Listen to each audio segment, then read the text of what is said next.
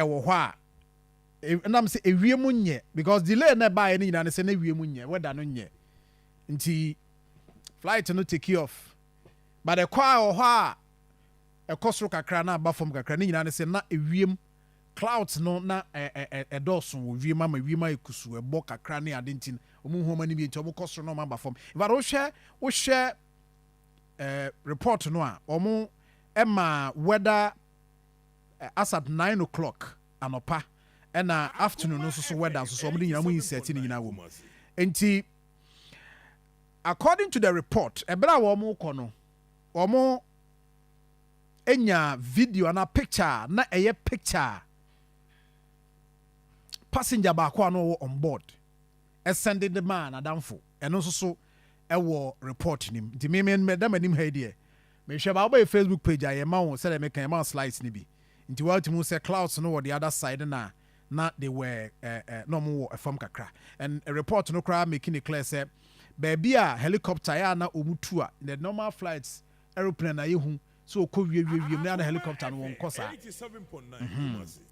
na report no confirm sɛ the southern Ghana weather no ɛyɛ very very very poor nti a delay ɔmo departure no for about an hour sɛ the medical aka no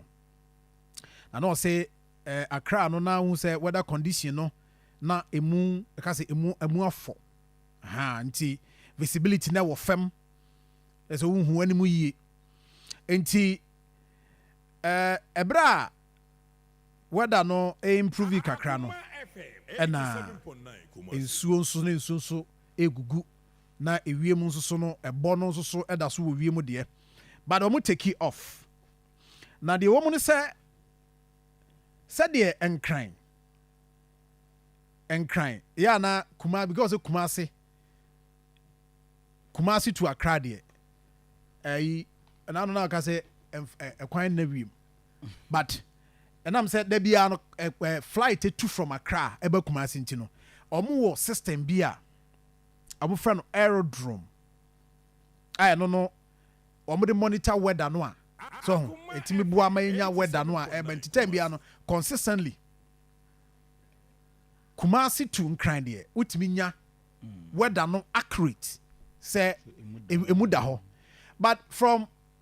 nkran to Obuasi no because ɛhɔ no I mean ɛnya ade a flight ta kɔ nti no saa information bi wɔ ha wo pae a wo brɛ nti ɔmo rely on maybe weather forecast deɛ Matthew Fonde bɛba ne ade na ebi ɔmo de move within that area nti sɛ wohwɛ report no a ne nyinaa no kɔwie sɛ ɛsɛ na mframa bi a na ɛbɔ wɔ wie mu a na ano wɔ den ɛno ɛyɛ ɔmfrɛ no downdraft ɛno no epia ɛbɔ ba fam yes ɛbɔ fam tie ɛbɔ pia ɛma flight no baabi na ɔsɛ nkepigya ne mu kɔ no ntumi mpigya ne mu ankɔ so good enti ɛno ɛna according to the report no ɛne sɛde ne wie masi ayɛ nti no na yɛ difficult sɛ captain no ne co-pilot no ne co-pilot no nyinaa no wɔn ebetimi ehu wɔn anim ehu baabi kurakura no mo na nti na ɔka sɛ wohwɛ nipa a wɔn eyewitness a wɔn asɛm si yɛ no wɔn ka sɛ o yehu ya ne sɛ atwam na wɔ fam paa yehu ya ne sɛ atwam ankyɛ bia ne yɛte sɛ akɔ akɔbɔ ɛfam wɔ anim nti wɔn sɛ ɛyɛ saa nneɛma ne ma ne ba sɛ nti na ama wɔn ntumi nkɔ soro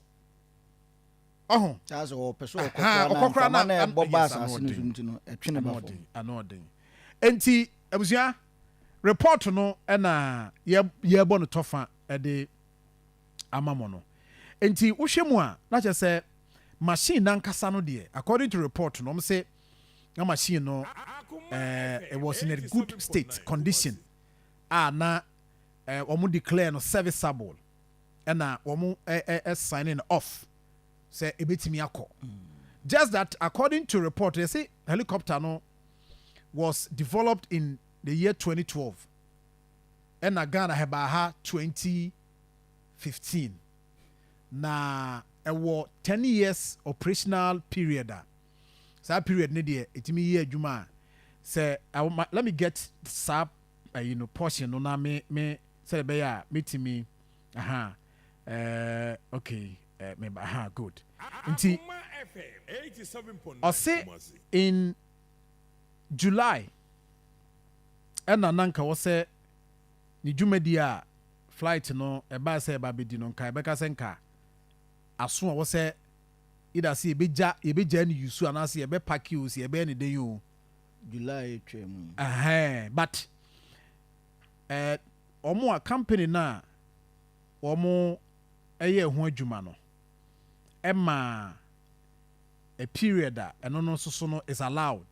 say yes good. And you say the helicopter entered the Ghana Armed Forces in May 2015, manufactured in 2012, and reached its 10-year service threshold on May 2025. And the May 2025, Nanka drew the 10-year service threshold. I was say yeah, 10 years in a drew. But I say aircraft now receive 90-day extension to 18th August 2025. In the 18th August 2025, on Nanka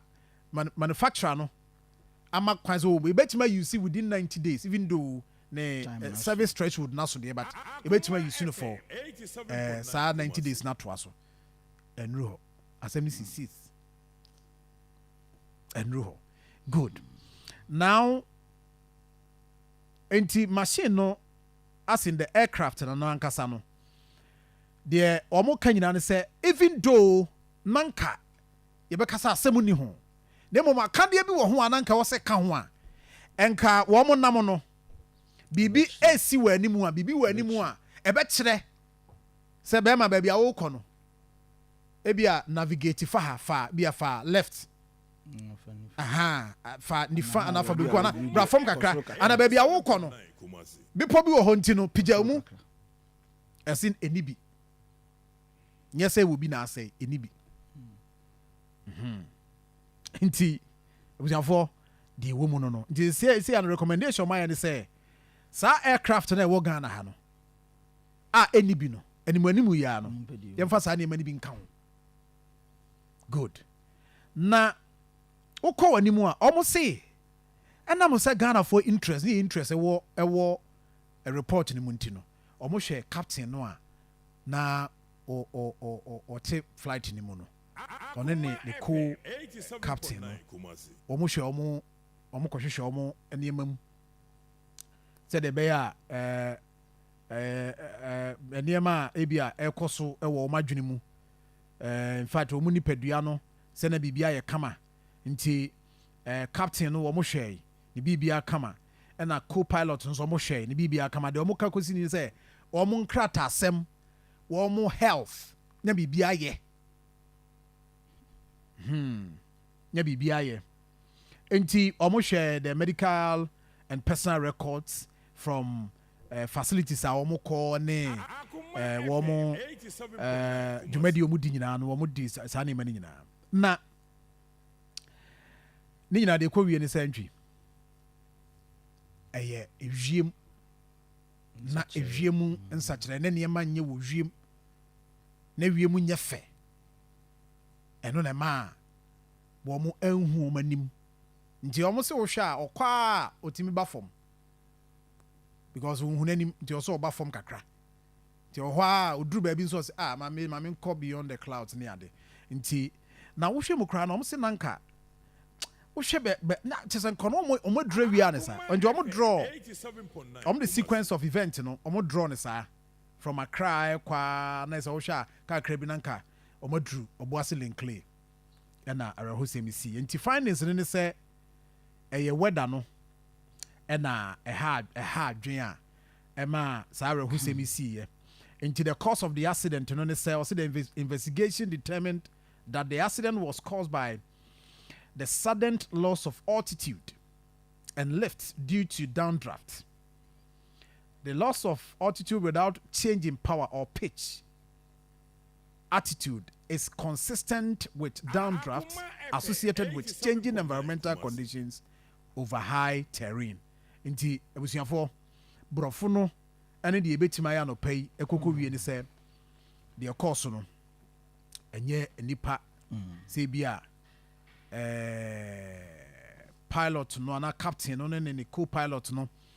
ɔmo elusi control bi anaa biribi saa anaa bi a obi da anaa obi tu boobom anaasɛ na helicopter no adwuma a na ɛwɔ sɛ ɛyɛ no na ɛduru wie mu na adwuma no bi a ne engine baabi ɛsɛ yɛ nti na ɛmaa ne baasa dɛbi nti no ɛntwi kakra yɛbɛtumi ayɛ de ama yɛtiefoɔ no nti yɛtiefoɔ da ase nti deɛ yɛaka no ano no terms no bi wɔ hɔ a nyɛ terms dabi ɛno deɛ aviationfoɔ nti no ebia na yɛntumi ankyerɛ terms no bi mu yi a ba ne nyina deɛ ɛkɔ wie no ɛno a ne abɔ ne tɔfa no ɛno ano no deɛ ghanafoɔ party ano but sɛ john wonim bibi hwɛ afei a report yɛabɛi ne ɛtumi ka nneɔma no bi sɛkyerɛ bi ka ɔmo de recommendation ka ho hwɛ recommendations a panin de maayɛ no waka sɛ wiemhyɛn no a armed forces foɔ no Ghana army foɔ no mu use ne bebree wɔ sɛ ɔmo dropping it down ɔmo gyae